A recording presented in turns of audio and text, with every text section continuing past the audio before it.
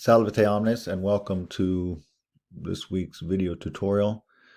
This will be the last video tutorial for this course. And let's pick up where we left off. And we need to remember that we left with, if we go back up here a little here, we left with Echo catching sight of Narcissus while he's out hunting he's out hunting rather for some deer that he's trying to drive into the nets and capture them, which, among other things, is to recall the story of Actaeon, which you may know from your earlier study of Latin previously and Ovid's Metamorphoses. So Echo is introduced in the story at this point. But then we go back to background information. And so here, all she is an echo or a voice, but once upon a time she also had a body. So this transition here in line 359 is going back to the background of the story before, as we'll see, Juno had taken away her power of speech for reasons which we'll find out in just a second. So what that said is that until now, Echo had a body and was not only a voice. This is sort of the sense here. It was not only a voice. And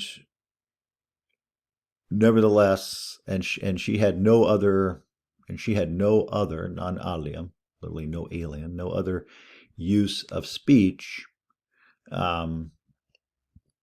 Then, and we have to kind of fast forward here, then to return literally the newest words, or the most recent words, that she had heard, is sort of the sense here, from many. So once again, if we look at this, and we'll look at a less polished translation first. Oops, there we go. Oops, don't want that either. Here, this is, let's see, and I guess this is Perseus Tufts. So this, once upon a time, this was, considered one of the few resources for kind of looking at a translation if one did not have a scholarly translation or edition on hand. And here, so this is what this person has translated here. For Echo was a nymph in olden time, and more than vapid sound possessed a form. And so this one you can see is not very satisfactory because it's not clear how it relates to the Latin. I think we can say that possessed a form. That's how this person is translating body being a more material, sensuous form. And so, because the original Latin, it doesn't seem to lend itself to this translation. And she was deprived, and she was then deprived the use of speech. Yeah, so this one you can see almost leaves out substantial lines. I guess one more comment before we get to a better translation. More than vapid sound. I think we can assume rather that, that this is somebody's garrulous, they're talkative. Get that out of there. So more than vapid sound, gairula non alium. And then here, so you can just see how we look at the original Latin, that this translation by Tufts University, or at least associated with it, just isn't very helpful for a lot of reasons. This one is a much better translation. You can kind of see how this is by the Poetry Foundation, so we shouldn't be surprised that this one is much better. So here we have Echo still had a body then and was not merely a voice. As is often the case, and this goes beyond simply Latin, because we have a transition to a new part of the story, sometimes, getting the thread, think of it like sports. You're making a transition from offense to defense. The smoother you can do that, generally the better you're going to play. So similarly, we have a transition to a new part of the story, and so until we get that thread, this is going to seem a little bit choppy. But Echo still had a body then and was not merely a voice. So Echo still, and then here's kind of our verb here, had a body. We don't really have then, but that's sort of the reference, because it's kind of a flashback to an earlier part of the story. And was not merely voice. And was not merely voice. And so Echo still had a body then and was not merely voice. And then they put punctuation here, but though she was garrulous. So if we look at this here, but though she was garrulous, and so notice the challenge here is Tamon can be translated as but, however, and but though she was garrulous. And so that one's tricky too, because the Taman Gairala literally means nevertheless or but garrulous, but that seems incomplete for obvious reasons in English, and so we have to, but though she was garrulous, and so we have to add the subject here. She had no other trick of speech. So we go back here, she had no other trick of speech. So again, echoes the subject, so she had no other, here literally use, literally of her mouth is the literal translation.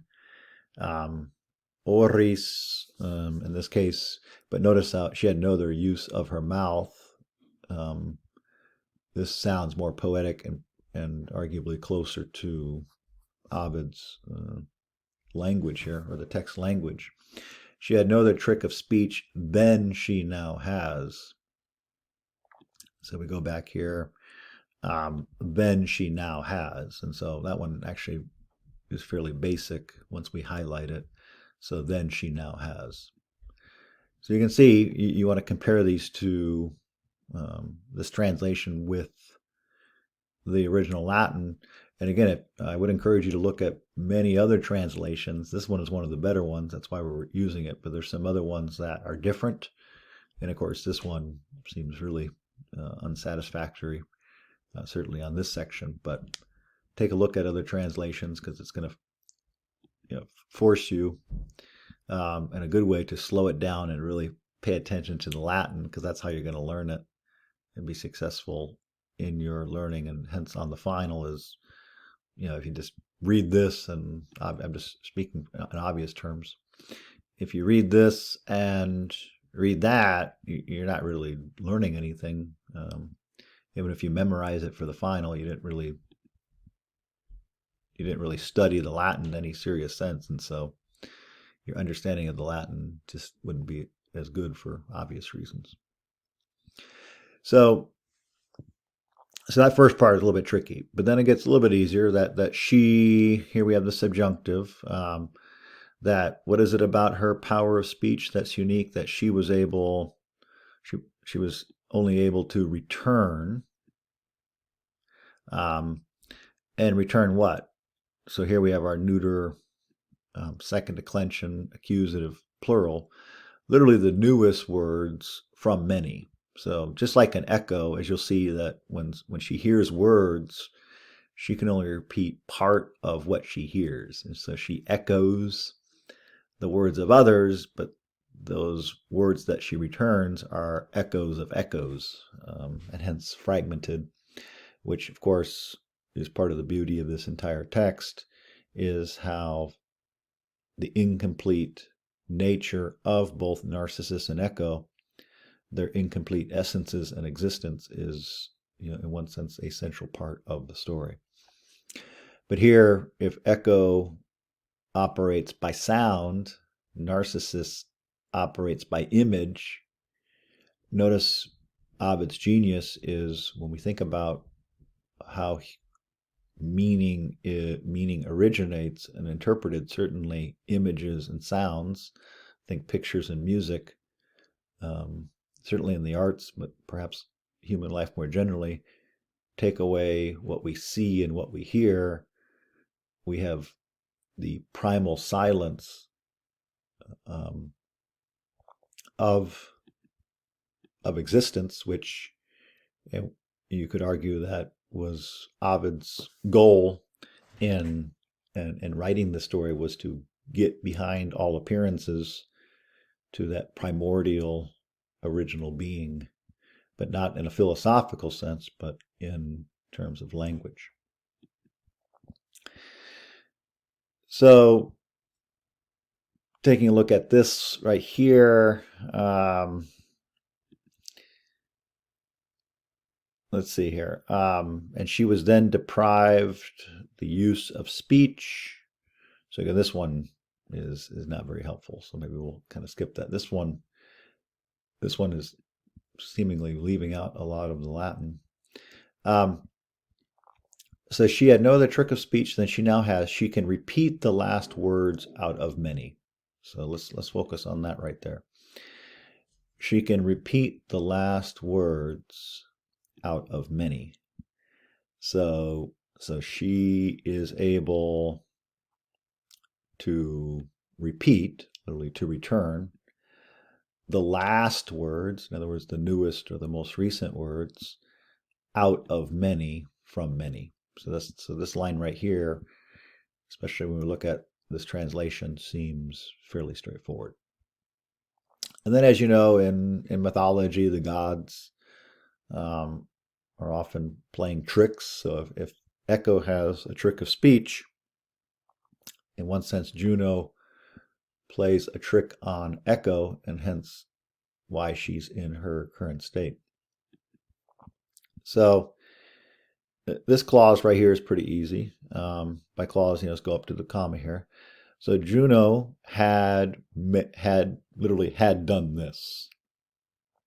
So Juno had done this. In other words, Juno had taken away her ability to speak more fully. So Juno had done this because, and then when, and again, we have the subjunctive here, which is always tricky, but when she tried to literally to not apprehend, but to distract, when she tried, so it's the opposite of comprehend, but when she tried to distract Juno, why? That when she tried to distract Juno while the other nymphs were fleeing. Why? Because these nymphs were lying under her Jove, lying on the mountainside. She, referring back to Echo, she knowingly, this is where we get the word prudent, in this case, she knew what she was doing. She was literally holding or retaining the goddess knowingly, longo sermone, so we have the ablative there, literally with not with long sermons, but by talking to her, with long conversations. So we put it all together, the basic idea is clear, is that Juno had made her so because when Juno had tried to catch Jove lying on the mountainside with the nymphs, she knowingly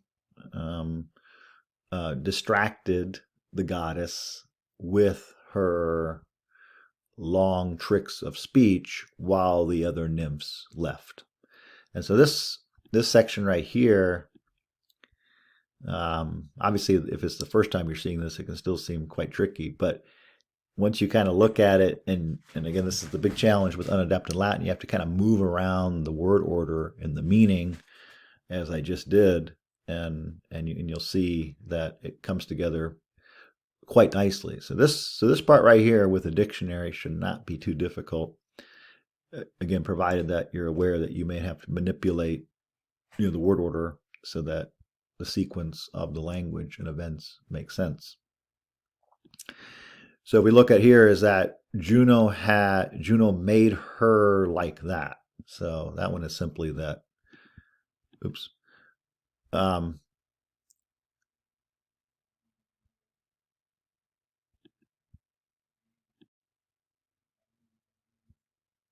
Yeah, so Juno had made her like that. That is simply fake erat hoc Juno. So that was pretty straightforward. But then because, so that's our quia. So because, it's fairly easy. Because often when she might have caught the nymphs, and so let's focus on that for a second. Because when she might have, so here's our might have, apprehended the nymphs. So what makes this one a little bit challenging is we got to recognize this is the direct object. So this is first declension, accusative plural. Because when she might have caught, literally apprehended, the nymphs, lying beneath her Jupiter. So here, let's see, literally under her Jupiter, because sub is required by with the ablative. So here we have Jove, sub Jove, saipe, suo, in the ablative singular, third and second respectively. On the mountain slopes, so here is our construction for that. So lying is third declension participle on the mountain slopes. Echo knowingly, so that was the prudence I was talking about earlier, held her in long conversations while the nymphs fled. So now this last part is fairly easy. Held her knowingly in long conversations while the nymphs fled. So there we have that. And again, you may have to, go back and forth between this and the translation a couple times to get a better sense of it. So we put it all together because it actually sounds much better in Latin than this English translation exercise. Corpus ad hoc echo non vox erat, tama nusum gaera non alium quam nunc habet. Oris habebat re de multis ut verbe novissima posset. Fec erat hoc uno quia cum deprendere posset sub Jove saipe suo nymphes in monte Iacentis. Ille deam longo prudens Simone tenebant dum fug errent nymphae. Okay. Oh, by the way, don't forget you'll be able to use your notes that I gave you. In fact, I should have been mentioning them right here.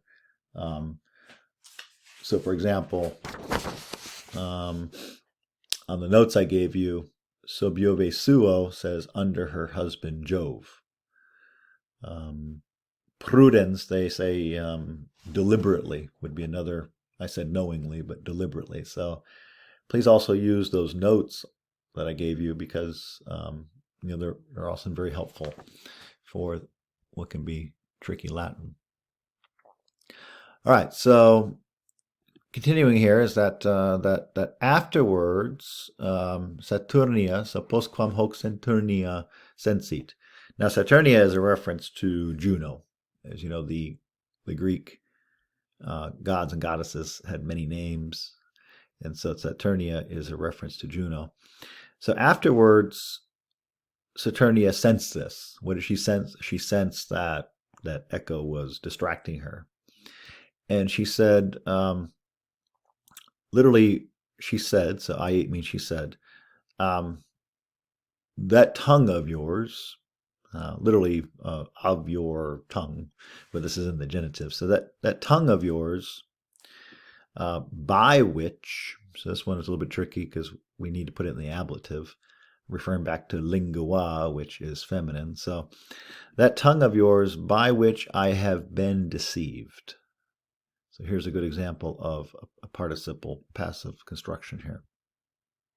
So that tongue of yours by which I have been deceived literally will be given to you the power of the shortest and briefest use of speech.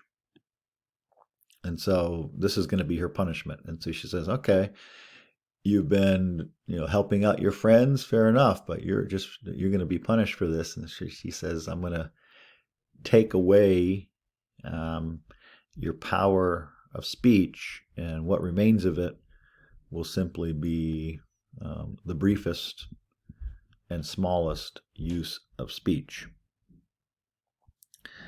So we look at this. Let's see, is it even worth going back to this one anymore? Juno confused her silly tongue because she often held that glorious goddess with her endless tales. So confused her silly tongue, clearly that doesn't make any sense. But this next part is not too bad, right? Because she often held that glorious goddess, although it doesn't say glorious, with her endless tales. Okay, that's not bad for, endless tales. That would be reading the longo sermone, long sermon suggesting, like in the church, some element of storytelling. So fair enough. Oops. Till many a hapless nymph from Jove's embrace had made an escape down a mountain.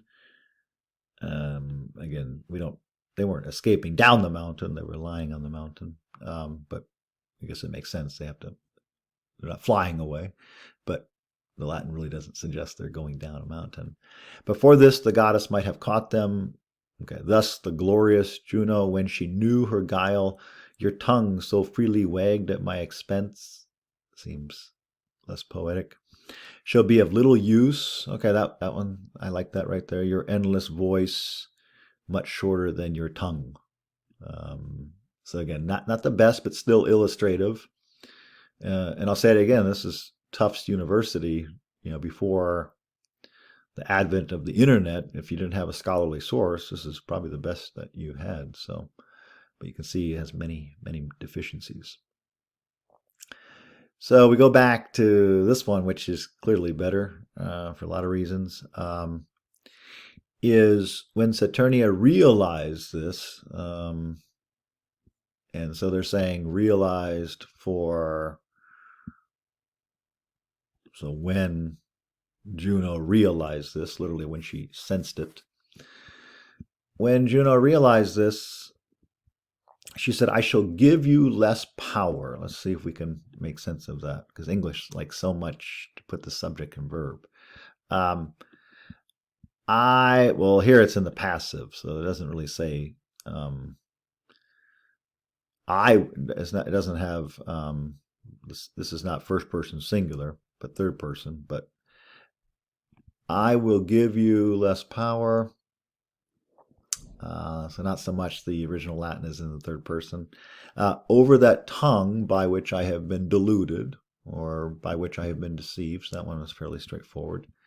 So by which I have been deluded, or by which I have been deceived.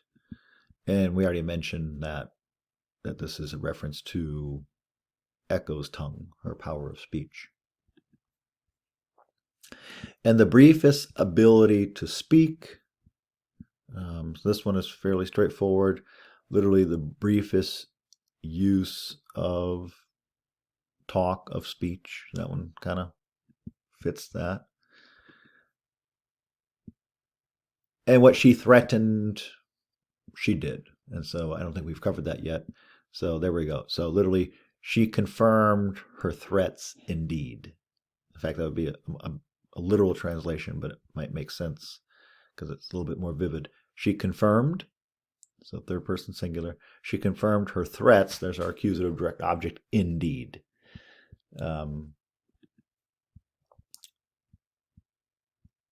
So there we go. And what she threatened, she did. So they're doing what she threatened, she did. Echo only repeats. Going back to this right here. This one is this next sentence is a little bit tricky. Echo only repeats. Need more coffee. Echo only repeats the last of what is spoken and returns the words she hears. This sentence here in the original Latin is going to be tricky. Let's see here. Oh, I'm just looking at the notes. So line 368, Remines firmat. The scholar says she backs up her threats with action. So that would be another possibility. All right, so this part is a little bit tricky here. So what was the deed, or what action, or what punishment did she give her? So literally only this end of speaking to redouble the voices she has heard and reported back. So it's this part right here that's a little bit tricky. So let's start with this part first because I think this is a little bit easier. So this is where we get the word Gemini, and so she basically repeats. She doubles. Literally, she doubles. And what does she double? She doubles the voices. That's her echoing nature. But first, here's our participle. She can only speak back the words that are first reported to her. Now, of course, this does not mean report, but are first, said to her. So we got to kind of work our way backwards on this one. So she's only able to repeat the words that she hears, would be kind of just a everyday translation, but that kind of works. So she's only able to repeat in Gimanat, literally the voices and the words that she hears. And then here's the tricky part. Only this into the end of speaking, which doesn't mean that, but she's only able to repeat. The idea here is she's only able to repeat part of what she hears. So there's some element of finitude or finiteness of speaking that is involved in this. And so this is a little bit tricky to translate here. So echo only repeats the last of what is spoken. So you can kind of look at this. It doesn't really, you're going to need a poetic. So echo only repeats the last of what is spoken and returns the word she hears. So that one is a little bit tricky. Because even that translation really doesn't, I guess, so the last of what is spoken would be this right here. So she only repeats the last of what is spoken and returns the words and the voices of that which she has heard. Okay, there we go. So that kind of works right there. So voces and verba are direct objects of the third and second neuter, respectively. And then, when therefore, so ubi ergo. So here we have a transition back to when she actually, so here we kind of started that here she sees Narcissus trying to capture these deer. So we talked about that in the last lesson. And then we have this background story of, well, how did she only acquire the ability of echoing the words that she had heard? Well, we just read that. So now it kind of goes back to the scene when she first sees Narcissus. And so we have to be able to recognize that transition, which this particular version doesn't really give us that, just gives us line numbers. But here we are going back to the encounter between Echo and Narcissus. So when therefore, and we know that she is seeing him because Narcissus is the accusative direct object. So when she sees Narcissus, and this is a reference to what's above, that he is hunting in the countryside for divia rura vagantum. she literally she burns. In other words, that she falls in love with him, like caliente, incaluit. So she falls in love with him. I'm looking on the notes here on 370, line 370, per divia rura, in a remote part of the countryside. So we can use this right here, in a remote part of the countryside. Literally in a deviant rural. Deviant in the sense that literally from the way, out of the way. In fact, you know enough Latin to know this means way or road. So if it's from the way or road, it's sort of not on the main road. Well, that's beautiful because this entire story is about what you might call abnormal psychology, the paranormal. And so notice how this is Ovid's genius, and you could write essays and books on all of these words in this manner. But notice how this word really lends itself spatially to the kind of psychological story that Ovid's text is. So that one's fairly, so if we look at this right here, this one, this is not too difficult. So I assume they did a good job with this. Let's see here. Yeah. So one day when she observed Narcissus wandering in the pathless woods. Okay, so that one, that one's not too bad. I mean, that's sort of definitely the sense of it. So ergi ubi, literally when therefore, but they're translating it as one day. When she observed, so read it, Narcissus wandering in the pathless woods. Oops, put that one in a second. Okay, we can go with that one. This one normally is probably going to be a little bit better. Now when she saw Narcissus wandering through the remote fields. So this one's a little bit tighter in its English and its interpretation. Yeah, so once again, this one's probably better. She was inflamed. So this is always, once again, as you come to the end of your study of Latin at Campbell, she was inflamed. This is always the challenge. Latin just has one word. So I think this is always the big challenge. And that's what I mean by paraphrastic, is that she was inflamed. So we have to come up with 3 words in English, whereas Latin just has the one word. And that is why unadapted Latin is just so challenging, is that if we are not very good with our English, we don't have the vocabulary, we don't have a sense of concepts and images and words, you can see how translation becomes very, very difficult because of the kind of English that's required to go from Latin to English.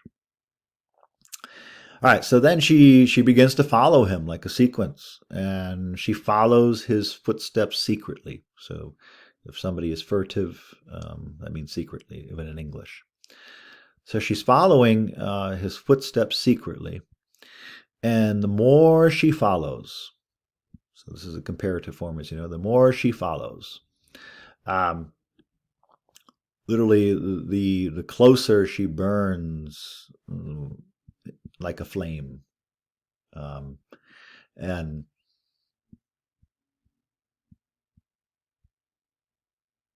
she was inflamed, following him secretly, and the more she followed, the closer she burned with fire. So she's really on the pursuit. So the closer she burned with fire, yeah, that's this right here. So proximity, so that sounds a little bit tricky too. So the closer she burned with fire. Looking on our notes here, I don't see, no, nothing really there. This part is a little bit tricky here. Literally, not other than with tops smeared pine, with pines moved to take vivid sulfur flames. And so this is a tricky one here because it has something to do with looking at the notes here. No, it doesn't really tell us here. So, not too much. So, if we look at this one right here, no different than, so what kind of fire is she burning with? No different than inflammable sulfur. So, no different than, but then inflammable sulfur, notice that's all the way down here. So that's why that one's tricky. So you have to know where the word order is, right? So no different than inflammable sulfur pasted around the tops of torches. So that's the tricky clause, I think. So pasted around the tops of, oops, not that one right there. Pasted around the tops of torches. That one's probably just going to have to be memorized. But the image is clear. So if we get beyond translation, which is this one's a little bit hard, something that is a circumference, is around, circular. So have this image of something circular and something circular on the top of something. And then this is the the pine trees image, I guess, tidies. So this is one where you could go to Whitaker's words, because when you're trying to learn something that's complex like this, we got to slow it down somehow. Otherwise, we're just not going to make sense of it. So you can see with pine torches, and so we got to have this image of think of in the ancient world when you're traveling at night, you might have torches. Think of it if you're in a cave, you're going to have torches. Think of the story that we read, Theseus and the Minotaur. You're going to have torches. And so Ovid is using this ancient trope of torches to further emphasize the primordial nature of this entire scene. But that clause right there in Latin is a little bit tricky to translate. But I think the image is fairly straightforward once you know the vocab. And then when a flame is brought near it, literally that's a motion towards. So when a flame is brought near it. So this clause right here is tricky given the complex grammar and the syntax. So, but here we have a very good translation. I assume this one made a mess of it. The more she followed him, the hotter did she burn, as when the flame flares upward from the sulfur. Actually, this one's not too bad either, but this one's actually not bad given its complexity. So that's certainly the image, is that she's burning with some deep natural desire. And then, so we're almost done here. Oh, how she wanted. So, oh, how she wanted to approach with blandishing words. In other words, she wanted to go up and talk to him. And to speak to him, literally in soft sounds. Right?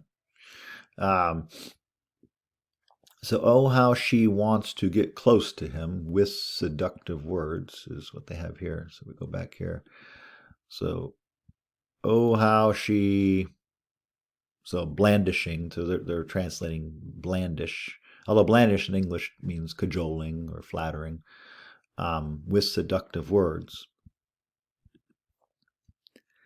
And call him with soft entreaties. You can see, what I mean is that not many of us in our everyday English are going to be thinking about speaking to others with soft entreaties. We don't pick up our cell phones and text people. Oh, I'm going to text my friend using soft entreaties. So we just don't. And so you can see why this is difficult to translate. But if something is mollified or mollification, now praekes, as you'll see, has this idea of prayer as well. Yeah. So you can see this is taking on a religious scene or mood, but that is the verb. Um, I should say now in this case, it's the verb that's being used in this here. So now we're getting something beyond the language when we talk about interpretation, how that this is becoming spiritual. And we think of the entire story about human relationships. Uh, the American philosopher William James once said that there is no greater principle in human nature than the desire to be recognized by others. And James, who was born in 1842 and died in 1910, in fact, I'm writing a book on American individualism right now, in which one of my chapters is on William James and his humanism. Recognize what Ovid recognized, and the story reminds us how most of us desire deep, meaningful human contact, and yet there's a lot of obstacles, both inner and outer, that prevent this contact from happening. In fact, it's her nature that denies it. It is her nature that denies her from achieving that possible relationship with Narcissus. Now we know that Narcissus has hardened himself to all relationships. We saw that earlier, that that's what narcissism means, is that he has hardened himself by his own sense of superior form, although he's not really aware of it, because remember, he really doesn't know himself.